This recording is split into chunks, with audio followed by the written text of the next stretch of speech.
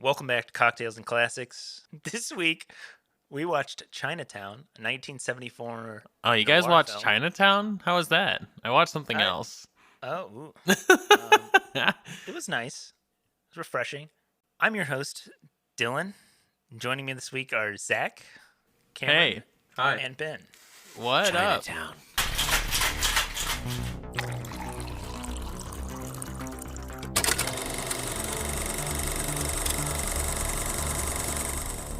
To kick everything off and get us in the right mood, we're going to go to this week's cocktail. In the movie, Faye Dunaway's character does request a Tom Collins with lime. But we did a Tom Collins already on 12 Angry Men, so we shot ourselves in the foot. But in Speak for yourself 1930s there, LA, bud. hey, Real in ouchie there, bud. 1930s LA, Don Beach opened the first tiki bar, Don the Beachcombers. We're doing the Mai Tai. It's a little gray area here with the Mai Tai, which is accredited to Trader Vic and Don Beach. There's been numerous legal disputes. Trader Vic created the Mai Tai in the 40s. Don Beach says that he made it in the 30s, based off his QB cooler. The Mai Tai has many recipes, but we're going with 2 ounces of rum. You can mix your rums. I went with an Appleton Estate signature and Navy Proof Smith & Cross, some orgeat, lime, and dry curacao. Not gonna lie, this is one of my favorite cocktails. This is one that I will kick back on like a Saturday, and I'm feeling a little crunk, and I'll start slinging back some A little Mai Tais. crunk? It is Oh my fantastic. God. Little crunk, so I drink my fruity cocktail with an umbrella straw in it. You know Dylan likes the cocktail when he updates the group about an hour before we're supposed to start filming with his first cocktail, and it's like half empty. Yeah. Getting started. Chef's So kiss. I kind of randled this week. Made the cocktail, and most of the ingredients are there.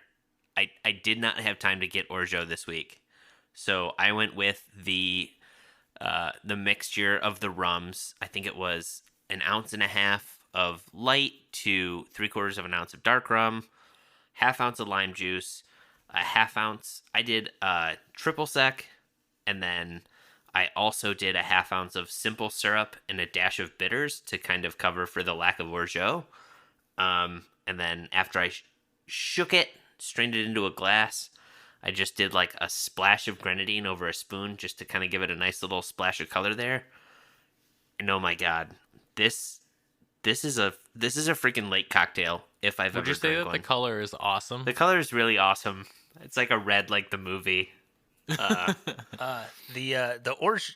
actual Mai Tai color is not awesome.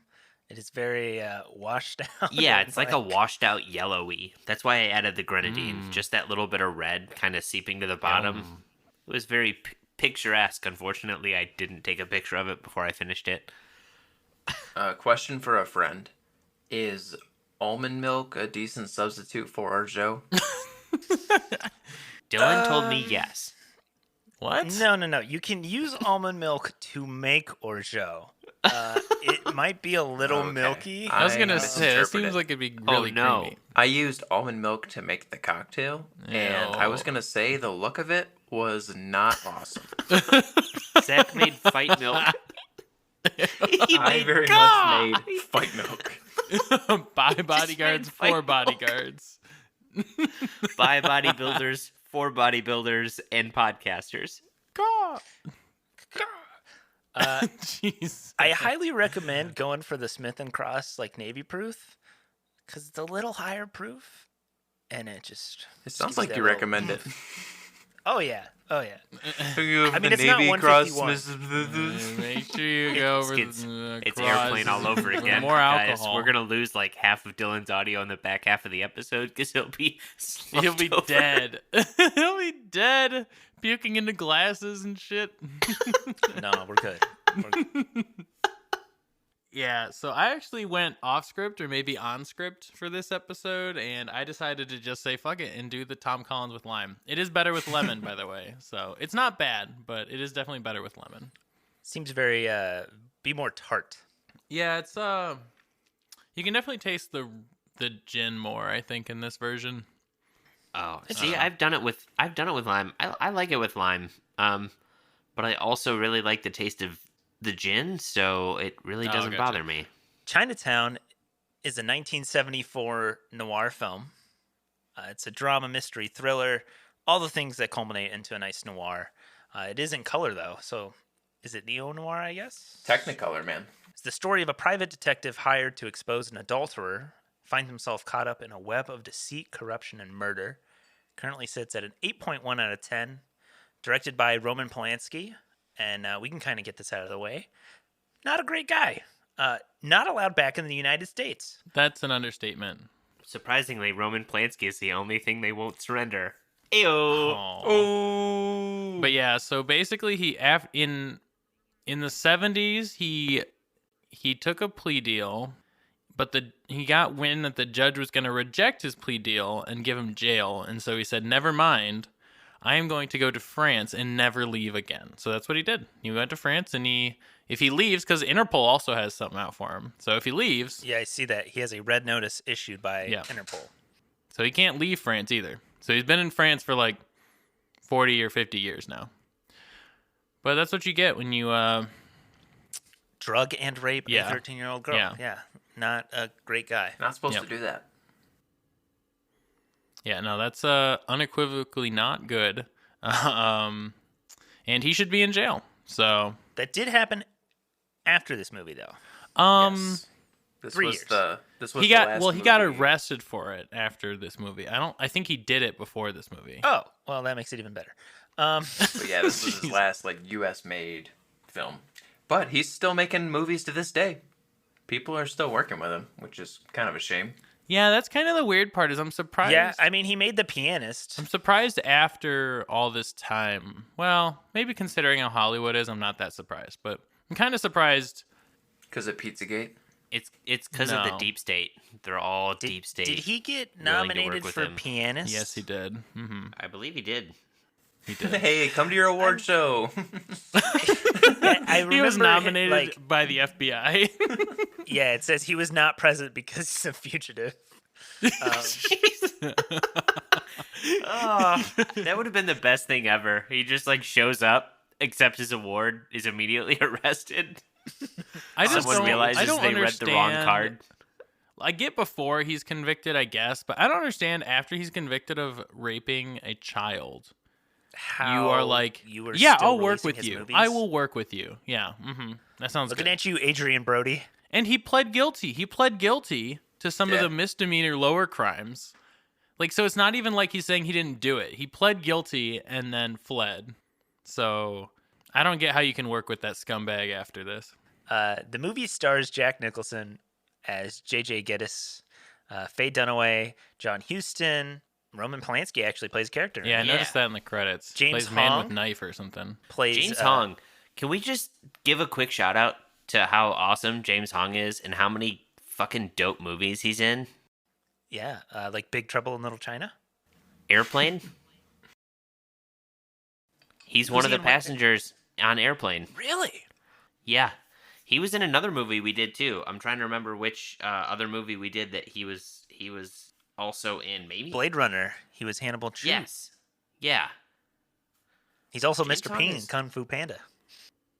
James Hong is like Nice. the unsung hero of this podcast where we keep watching movies that he's in and then we just neglect to give him credit for it. But he keeps doing dope shit. Well, he plays because I mean he's only in the Yeah, movie. I mean for he's like a character actor for the most 10 part. minutes. But like still. at max. Chinatown currently sits at an 8.1 out of 10 on IMDb and is the number 151 ranked movie. It won one Oscar for Best Writing Original Screenplay and was nominated for Best Picture, Best Actor in a Leading Role, Best Actress in a Leading Role, Best Director, Best Cinematography, Best Art Direction, Set Direction, Best Costume Design, Best Sound, Best Film Editing, and Best Music, Original Dramatic Score. What did it lose to in those categories? I mean, like the highlights, like best picture. Best Actor lost to Art Carney and Harry and Tonto. Best Actress lost to Alice Doesn't Live Here Anymore, Ellen Burstyn. Best Set Direction, Godfather Part 2. So it probably lost to that for Best Picture, I would For imagine. best picture, yeah. Yeah. Director, Francis Ford Coppola. Best Score, Godfather. Best Picture, Godfather. So, when your movie's really good and it Rip. goes up against Godfather Part 2, you might lose. All right. So we talked about the cast on this movie, but there's one name I feel like you skipped over, and that was Burt Young, who played Curly. Yeah. oh, Where do I yeah. recognize And him from? if you, well, Cameron, have you seen the Sylvester Stallone classic Rocky? Yeah. He is He's Adrian's brother. Oh. Rocky's okay. brother-in-law. Yeah, he's the drunken asshole in that movie. Ends up good. getting a real kick out of R2D2, and I think it's the third one or the fourth one. The fifth one, I think. The fifth one, that robot Yeah. that he gets. Yeah. Cam, were you the only one whose first time this is watching? No, it was mine too. I'd never seen it before. Really? Yeah. Ben, I feel like So this is one you would love. Wow. this movie has been on my to watch list for so fucking long, and it's one of those things that like I've just never gotten to. Wait for Ben's 2 out of 10 after that hype. You love it. Yeah, it was all right. 3 out of 10. No, okay. Ben is always like, Twilight. ooh, I love a noir film. L.A. Confidential. Yeah, Like- so you can imagine how I felt watching this movie. Yeah, like We'll get to that. I personally am also a sucker for noir films. I love it's like something that just keeps unraveling, he starts as looking for an adulterer. Oh, but then we have the water company come, and then oh yeah, no, it's actually her daughter's sister thing. And then it's like it just keeps unraveling. Being from Alabama, Dylan, I'm sure you're somewhat, familiar with the concept. Of a sister-daughter. Jesus. Is one time in Alabama? No, I will say the other thing that I like about this movie that I love about noir films is that The score. yes, you're not wrong there. But I was gonna say the star of the movie, the main protagonist, Jake Gittes, not always the best dude, kind of an asshole. I think noir movies do such a good job of making the main character flawed, so that you can't just think of him as the great American hero. You have to kind of think of them as being a shady asshole.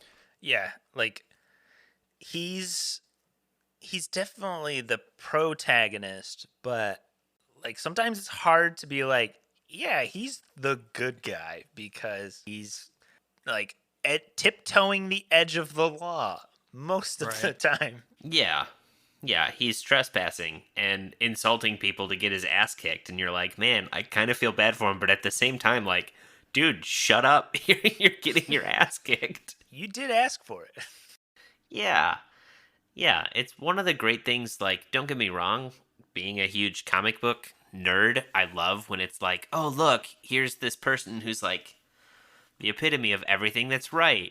But I love a noir when it's I have to root for this guy, but I'm not gonna lie, I also kind of want him to fail because he's a giant turd. Cam, what did you think on your first try? I know Ben loves a good noir. What did you think of Chinatown? I enjoyed the movie a lot. I do think that there's, I don't know. I do think that this movie kind of has some racist undertones for sure. Oh, I mean, it's essentially based on a lot of the racist undertones of Chinese people and Asian people in general, but as a concept, as a movie, overall I really enjoyed it. The plot of it and the constant turns and not really knowing what to expect. You think you're going into the movie with one thing. Like you said, he's investigating someone cheating on someone, but then it turns out that, the wife didn't actually hire him, and, it kind of goes through a conspiracy phase, and then, he's not being told the truth, and, and so I think it was really good at not being predictable, and for that, it was to me, it was entertaining to watch. Yeah, if you don't immediately understand that Chinatown is just another way to say, in this movie, it's another way to say, here's some shady shit that's going down that's unexplainable, the movie makes no sense. You have to understand that tidbit of racism in order to completely get the movie. Yeah, I mean in my mind that's and it's so hard to grade movies like this, but it's like that's like one of the only things other than like Nicholson's character slapping around that girl, but for the most part the like racist undertones of this movie are probably like one of my biggest like flaws against this movie. It's just like, man, I don't know. It's just like I think it's a really good movie, but then, the friggin' title is Chinatown, and then, like Zach said, the premise is kind of built in as racism a little bit. I don't know if I agree with that, actually. Like, yes, they do. There is some like racism towards like Asian Americans in there, but I don't think it's like built into the plot. He was a cop in Chinatown. That's like the whole thing. But like, and they're just saying like Chinatown is a dangerous part of town. The joke where he says like, and I'm just quoting the film here, Chinaman. That joke, yes, racist. Some of the stuff where like the yard keeper is like, oh, it's bad for the glass, and but I don't think the movie is inherently racist in a sense. I don't think so either. I don't know. Every speaking role of an Asian person is of a help person. They're all butlers or yes, but at the same time, it's supposed to. It's one of those things where like yes, but it also takes place in 1930s Los Angeles. Yeah, it's weird because it's an early 70s movie doing a period piece on like a 30s location. And here we are, we're so far past 1974 when the movie came out, that like we're further past it now than the movie was when it was making, like when it was set in the 30s. Right. Yeah. I'm not saying you can't have like a realistic view of how things were, but it's kind of about the tone. Like at no point in the movie did I ever feel like they were like, how they treat these people is bad. Like I never really got that sense from the movie. Like we know that now, but yeah, but I feel like the character of Khan is like Evelyn's closest confidant. True. Like she's not degrading towards him. She doesn't like order him around. He's almost like her protector in the movie. Right, other than being her butler. I mean, it's a job. Yes. W2. I'm not saying it's like again, overtly we're so. saying that I'm like just... you just said the entire undertone of the movie is entirely racist. It's called Chinatown. Well, yeah, Chinatown which is I mean, literally that's a part that's of an area Los of LA. Angeles. Yeah. It's an area of a lot of major cities. I know. But the way they talk about Chinatown, like the way, I don't know. I'm not saying that it makes the entire movie irredeemable or that it makes it makes it bad. I'm just saying that was like one of the only like faults I had with the movie, where it was like a lot, like it was just kind of cringy sometimes to me, where it was just like, ugh. I do think JJ his like when he has the bandage on is definitely like the most memorable thing from this movie. Like him walking around and like doing all of his investigation with that nose bandage on. When I think like of that, iconic. this movie, even before having seen it, like knowing stuff about this movie, that's the iconic is Jack Nicholson with the bandage on his nose. It's a bit weird to me. I mean, I don't know. I guess it kind of falls into like noir tropes in a sense of like, ooh, the private eye always gets the girl, but like I feel a little forced on the Evelyn and Jake romance. Oh yeah, for sure. Yeah, it's a weird time. It's a weird situation to be falling in love with a private eye when you're like trying to get out of Dodge. And your husband just died? One interpretation of that is that she was using him, right, to like try and escape. Not that she she obviously didn't murder her husband, but to try and get out of Dodge, like that's one interpretation of that. And she explains away the husband thing. Like, it wasn't a marriage out of love. It was that Mulray took care of her.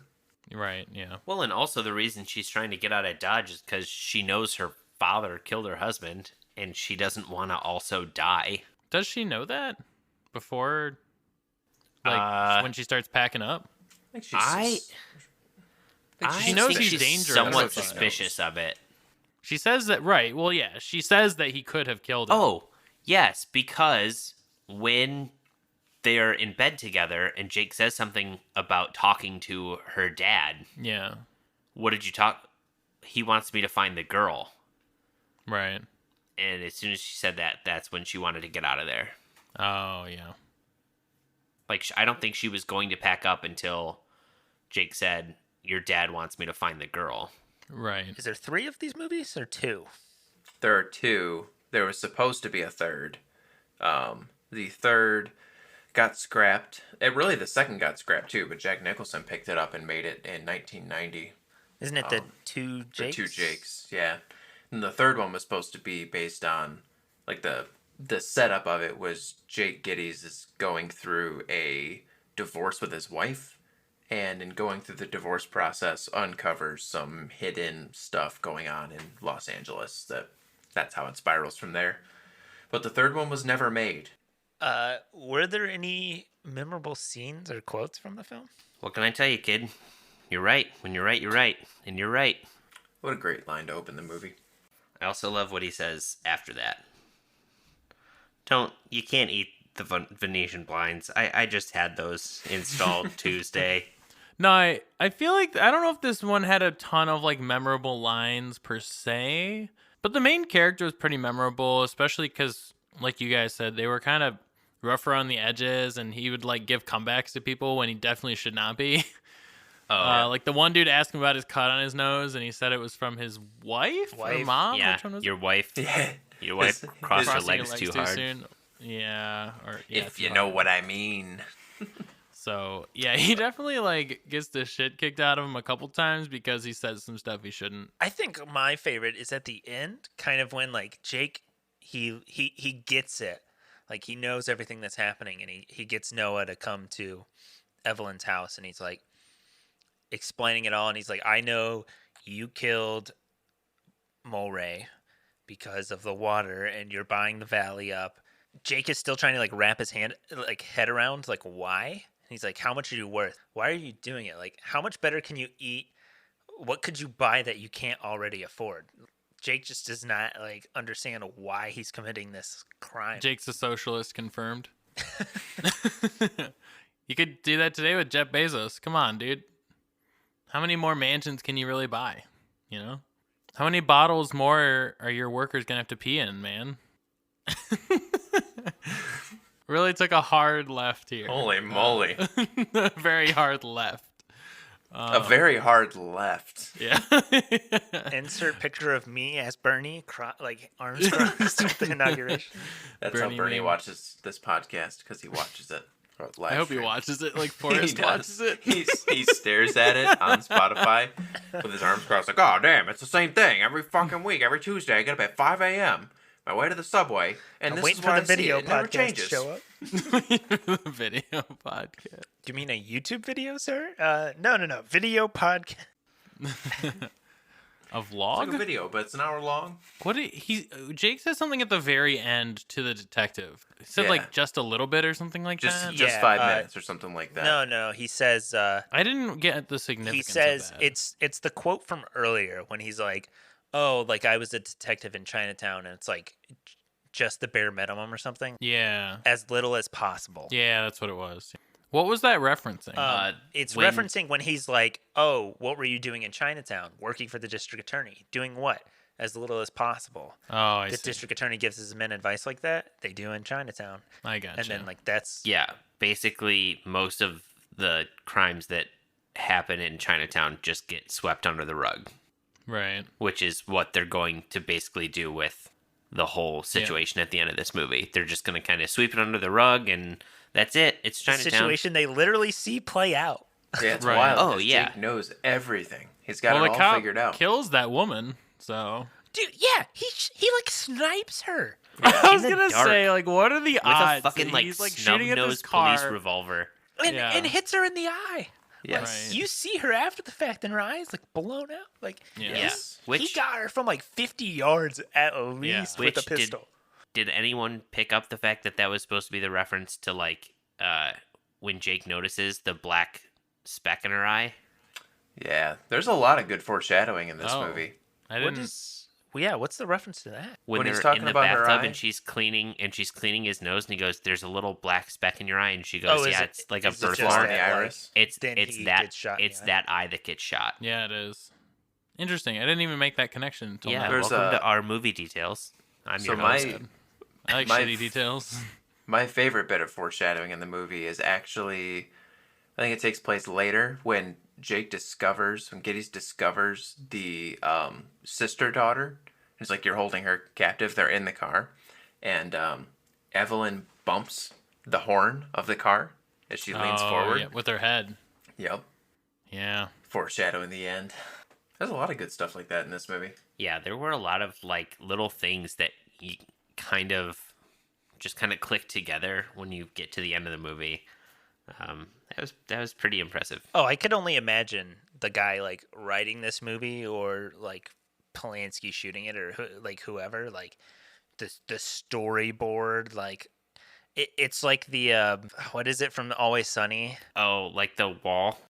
Yeah, Like the the wall wall where meme where he's- he's like There is Oh, no yeah. Pepe Silva. Pepe There Silva. is yeah, no Pepe, yeah. Pepe Silva. No, Pepe Silva Pepe works on the Silva. 3rd floor, and he's been wondering where his mail is. I imagine that's what the storyboard looks like. Like they're like Yeah. connecting the dots. Yeah, the writer, they're sitting there trying to sell the movie, and they're like, "Here it is. It's right here."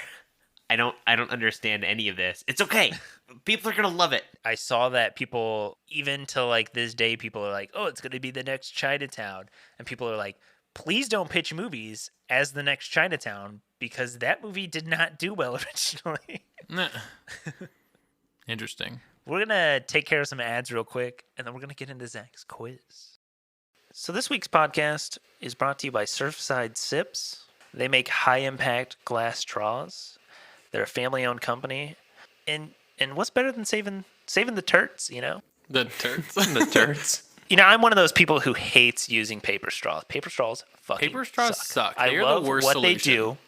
I love that we're minimizing the use of plastic straws. I enjoy that. Paper straws suck ass. They suck. They are the worst possible solution because turns out, guess what? Paper and water don't fucking mix, okay? I don't know who came up with it, but it doesn't work. Even though they put coating on it to try and help, it doesn't work. It just gets soggy and you end up throwing it away anyway, and that's just more waste. And so, But you know what doesn't get soggy? Glass. yeah. Glass straws from Surfside Sips. And if you want to get some glass straws from Surfside Sips, you can use coupon code cocktails and classics spelled out. That's cocktails AND classics for 20% off your order. And if you're looking for a business to support during this time, seems like a good idea. A little bit of a tradition around here is Zach takes over and puts us through a trivia quiz. Zach, what do you got for us on Chinatown?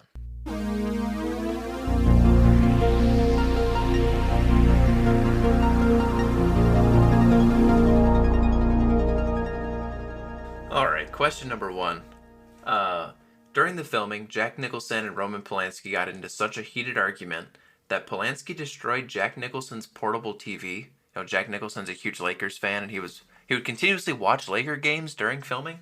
Polanski destroyed Nicholson's portable TV with A, baseball bat, B, floor mop, or C, a prop revolver. I feel like a prop revolver would be tough to destroy anything with, right? I don't know. Man, they certainly like had the- them on set. I feel like the obvious answer would be a baseball bat. That would be like That's too easy. the That's- easiest one to break a TV with. Why would they even have a mop, though? I mean, everywhere's got a mop, you know? I mean, I know, like but props department or something. he literally is like, "Oh, okay, I'll go get a mop to destroy your TV." I feel like he'd use something on hand just out of rage. So, I changed my mind. I'm gonna go with the prop revolver. I kind of want to say prop revolver as well. Like, you know how you can kind of like pistol whip people with the end of it, like the Yes, butt. I'm very Do you familiar know with doing that? that. Yes. You know how you've done that? Once or twice, Wow. you know, fuck Not around today. and find out. But Crazy? Not today. yeah, no, I don't know. I kind of want to say the butt of a revolver. Like he just got. That would take a lot of force, though. I don't know, actually. I'm gonna go with mop. I feel like he needed to have reach. He didn't want to fuck up his hand trying to bust up a TV with a prop gun. Also, depending, I mean, and it depends on the prop gun, because like, I mean, if it's like just like a wooden block gun that's not even remotely looking like a real revolver, that motherfucker is gonna be hard to break a TV screen with. versus a mop handle. You know, they're cleaning up after the set. Nicholson's watching the fucking Lakers game, not doing his job. He just snaps, grabbed the nearest thing he could find. I guess Surprised he just didn't put it under one of those tires to, you know, break it and let Nicholson find out what time the Lakers lost. I'll play the game and I'll go for the bat then. I don't know. There's just a bat floating around. I don't know. Like maybe like security had one. It's like a bad part of Okay. town, and they're like, he It's just runs over there and Chinatown, grabs Dylan. the bat. It's Chinatown. Exactly. It's Chinatown. And in Chinatown, at least on set, apparently they have mops everywhere because Oh, Polanski wow. grabbed a mop What? and destroyed Nicholson's TV with it. Holy shit! I'm impressed by that actually. Yeah, that's a. I mean, think about it. It's back in like 73, 74. So these are like heavy duty TVs. These are like made out of steel. That's where you had like the inch glass. But Yeah. That's why I said I too feel like it couldn't have been a prop revolver because he needed something to get some torque into that motherfucker if he was going to smash it. Yeah. All right, Ben is in the lead with 1 point. Question number 2. I don't know about you guys, but I really enjoy like noir music in this film. How long did it take to write the score for the film? Is it A, 8 minutes. 9 days, B, 9 weeks, or C, 9 fortnights? Oh, come on. So 18 weeks. 9 fortnights? Okay. Cool. I like to have a pattern. I'll say 18 weeks. That was not one of the answers. Sorry, 9 fortnights. I mean, 9 weeks. I'm gonna say 9 days. That's such a, it's a short amount of time, but maybe they just, got at it, I got after it. I also Really think eager to it's make this movie. 9 days. I think they needed to get the music done, and they were like, "This is the last thing we need to do." So get these musicians in here and let's get to work. As Cameron would say, they got after it. It took 9 days to write the score for this Damn. film. Holy shit. That's nuts. Yeah, it's wild. So that gives Ben a lead. Ben's got 2 points. Cameron has 1, and Dylan 0. He's out of the race. point Fat goose 0. egg. I'm here to Big play the weenie. meme on question 3. All right. Dylan's I'm really going to rooting. Weenie Hut Jr. I'm rooting for Cam on this one. Because the tiebreaker is one of the best ones we've had in a while. All right, question number 3. Chinatown takes place in 1937. The same year as which cast member of Chinatown was born? A. Faye Dunaway, B. Roman Polanski, or C. Jack Nicholson? Jeez. Pretty sure it's not Faye. This film was made in like 75, 76, I think. 4. 4? You Okay. just said in the question. Well, I wasn't listening. I well, just wait I for guess, the answers. I Okay. guess she could have been like 35 in that movie. Dude, I don't know. All right. Well, no, but the movie takes place in 37. 7. Yeah. Right, but 7? he's saying that someone was born in 37 Yes. and filmed the movie in 74, which would make them 37 at the time. But you said 35. Okay, I paraphrase. I don't know. I was like You didn't listen to the 35-ish. question. All right, Okay, you know, I'm just I wasn't making doing the sure. exact math. I was just trying to figure out who in that movie looks about just 35. paraphrasing a little or bit. Roman Polanski, maybe. I guess that's what your excuse when you can't do math. You're just like, I'm paraphrasing. what. I just paraphrase my numbers a bit. I'm just guesstimating. Okay, I'm going to use Shut that. up. I'm What's just the math say? guesstimating. I was Ben, you're in the paraphrasing. lead, so go first, please, and fuck it up. Um, And not that it would help me, but it would help Cam, I guess. I'm gonna guess Roman Polanski. I feel like that time frame fits pretty well. He would be old today, which fits. I don't know. I just feel like that timeline kind of lines up with where he would be in life at the time that the movie was made. So what would they be today? It's Old what, as fuck. 37? Hey, so they'd be like Hey, almost do the 90? math on your own, Over? like the rest of us Under did. 90? All right, don't go talking Guesstimate. about it. Okay. Don't go blabbing. Thanks. Thanks, Dad. 77, 73, 73, 83. I don't know, dude. Whatever. Numbers. 83. 73 would be 2010. It's 83. Yeah, So it's plus 83. Jesus 11. Christ. Get a fucking pen and some 83. paper. Write it out. Almost 84. There'll be 84 this year. Old as fuck. We did it, guys. We got it. We paraphrased the math. It only took 4 of us, but we paraphrased enough. I don't know about you guys, but I had this written down like as Cameron was rattling off about how old Faye Dunaway was. What is writing? Did you type it? I'm He confused. scribed it. I don't know what. I That's used an ancient parchment art and form. quill. He submitted his pigeon. It's almost at my house now.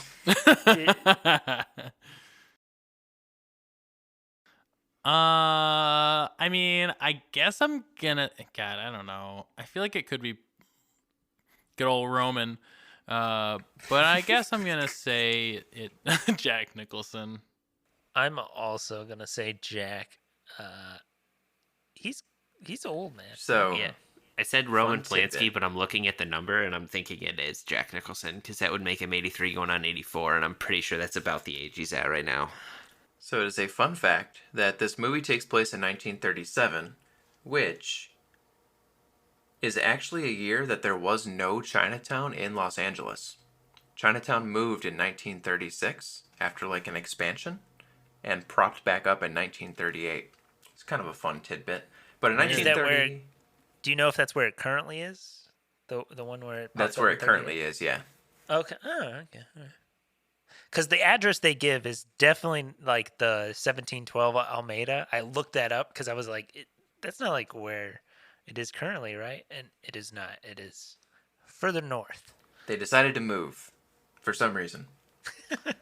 But in 1937, Jack Nicholson was born. Yeah. Nice. Hey. Yeah, I realized that after I said Roman Polanski, and then I Not looked that at it my matters paper for and went, me. son of a bitch. Yeah, Polanski Yeah, born go in Cam. 33. Hashtag Team Cam. Yay.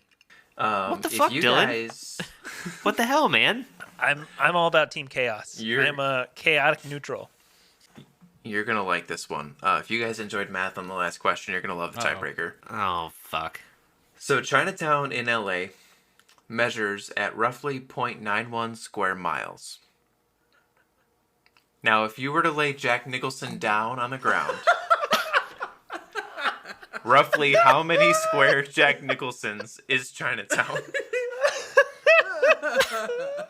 Oh my god. I need a fucking pen and paper. Okay, so you said 0.91 square miles? Yep. How many square Jack Nicholsons is that? Jesus. This might be H. your Christ. best question ever. Oh my god. This might be your best question ever, Zach. Save the best for last. Listeners of the pod, the best questions, in my opinion, are always the tiebreakers. You gotta earn them. You gotta earn it. Make these boys tie every week. It is traditional format for the pod. Closest without going over. How many square Jack Nicholson? Oh Jesus my god, Christ. this is insane. I just want to know if you guys get close. Jesus Christ. The hard part is I don't know how tall Jack Nicholson is, and I'm not looking it up. I'm doing the math, and I have a calculator, but I refuse to look up how tall Jack Nicholson is, because that's a giveaway. Well, wouldn't you need to know how tall and wide he is? No, I assume No, it's just just even laying though it's down like- both ways. Assuming if he's laying down, it would be This square, isn't volume, so, yeah, Dylan. This it's is height area. by height. Okay. height by all right. yeah. I thought we were going by width and length. How and many then- total Jack Nicholsons is it? Volume 2, if you were to stack up Jack Nicholson in What 3 dimensions. year Jack Nicholson? Young Jack Nicholson or old? Well, that's the other question.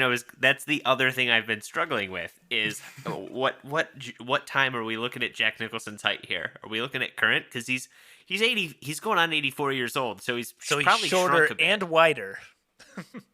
He shrunk and got a little width. Width doesn't matter here, Dylan. God damn it. It's height by height. Oh, it's a good thing Dylan's not in this. He's stuck on the height thing, or the width thing. You start to let it go in your old age. You're an old man. I just can't You just- believe that this fucking question is how many square Jack Nicholsons? Well, can the answer be 0? Because Jack Nicholson's never square. There is a correct answer, by the way. One of us did the math this afternoon. All right, I have a guess. I could be totally wrong, but I don't know how tall Jack Nicholson is, but I'm going to guess. Okay, so I don't remember. My final answer is going to be 700,000 square Jack Nicholsons. Oh, wait a minute. I have 152,881 Jack Nicholsons. Assuming he's 6 feet tall. Going on. I also went 6 feet tall as well, but Well, he is not 6 feet tall. Dylan, do you want to throw out a guess? are we even close here? 5,725 Jack Nicholsons squared. So the correct answer is, I shit you not, 60,420 Oh. Jack Nicholsons. Wow, we were really far off. Congratulations to Ben. I think he won this one, right? Well, we both went over, but I was still closest. So All right. He did win this one, technically. All right, Ben wins. and I didn't sweep, so that means hopefully I won't go like 0 for 6 the next 2 weeks. No, you'll just be 1 for 2 next week instead. Hey, dubs are dubs, homie. Yeah. True. I'm argument excited here. to see the end calculation of who's won the most because I feel like I'm actually in the contention this time. For this Oh, and I season, think I won two. yeah. one last season. Yeah. Yeah. Well, there's with one less person, and let's be honest, Carlos picked up just dub after dub in season 1. Did streak in season 1. Like fucking what was it, the Fargo episode where he was just guessing years like fucking exact every year. What year were they 'Cause he married? lived through In them. 1983. That is correct. Closest without going over. Carlos guesses exact year. Okay, cool. All right. Well, fuck me then. Those of us who have seen it, we wrote down our ratings based off memory and nostalgia. And now I want to know if our ratings have changed or not. But we're gonna hear it's season 2. We're gonna hear the guys who have not seen the movie. We're gonna hear their rating first. We're gonna get them first impressions. I liked this movie. I thought it was entertaining. It's a nice noir mystery movie where I like I said, in my opinion, I don't think you can really tell what's going to happen from one moment to the next. Like honestly, in the first 20 minutes, it seems like it's fairly straightforward, and then it completely catches you off guard when the wife comes in and is like, no, you didn't really hire me, or whatever. So I thought it was good. Score was good. And Jack Nicholson I thought was really good in this movie. There are some cringy parts about it, but it's a movie from the 70s about the 30s, so I don't know.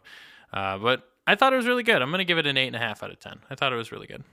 I like noir movies. I feel like this movie set a high bar for noir movies. The characterizations in that. I also love period pieces, so a movie set in 1930s, just right up my alley. There were some things that this movie, there were parts of it that I was kind of uncomfortable with, but overall, I just think it's an awesome mystery. You get to kind of follow along and try to solve what's going on, but nothing's like spoon-fed to you, which is really well done. I gave this movie a 9 out of 10. I would definitely watch it again. If you like noir movies, and this has been one of those movies that you're like, you see it, and you're like, I need to watch that, but you don't, just do it. Dive in. It's a little long, but it's a great movie. It keeps you moving through it. The score's fantastic. The acting's really well done. I just very much recommend it. Like we said, there's parts of it foreshadowing throughout that really kind of hook you into it. All right, I'm going to give this movie a 9 out of 10 as well. I think it's like a perfect mystery movie. You never really know what's going to happen, and the story that unravels that mystery is perfect. Every scene matters. I don't think there's anything you could cut out of this movie. Maybe there's some things you think could have been done better, but it's all there. And I think the story is told almost perfectly on screen. Like Ben, I'm a huge fan of noir. I just love a mystery unraveling in front of you. Like, you don't know what turn is going to happen next, but there's some clue that is there that is just going to, like, peel away the layer. Like ogres, Like Shrek, yeah. noirs are much like onions. There's layers. And It's a good thing Cameron muted. going in, I gave Chinatown 8 out of 10. I've only seen it once before this, and I really enjoyed it. Yes, Roman Polanski, not a great guy. Actually a shithead. Some would say the opposite, yeah, bad guy. Actually, a shithead. Everyone just knocks it out of the park. I'm actually going to bump it up to a 10 out of 10. Whoa! Wow! This is one of the best noir films I've ever seen, to be Out of honest. 10. It's just a great mystery, and you just never know. You never know the twist it's going to take next. The score is fantastic. The art direction is amazing. Like, I was actually sold, having seen this before, and then coming back to it, I was like, wait, this movie was made in the 70s? Like, really? Like, you believe, you buy the 30s LA. I highly recommend it. I think it is one of the best movies ever made. Wow, one of the best movies ever made. You heard it here first. This movie cracks our top 3. I'll be honest. When you said it was 150 on IMDb, Yeah, that seems I way highly too low. expected. Yeah, I would highly expect it to be higher. This movie I is don't know. lower rated than The Matrix. I wonder Yeah. if it's a Polanski drop. Could be. I don't know. I just feel like it definitely deserves to be higher. If you enjoyed this episode, check out Chinatown. It's on Amazon And HBO Max. That's where and I watched HBO it. Max. Yeah. I bought it on Vudu the other week, so I did not watch it there. But HBO Max and Amazon Prime. Make a Mai Tai. Share this with your friends. As always, watch responsibly.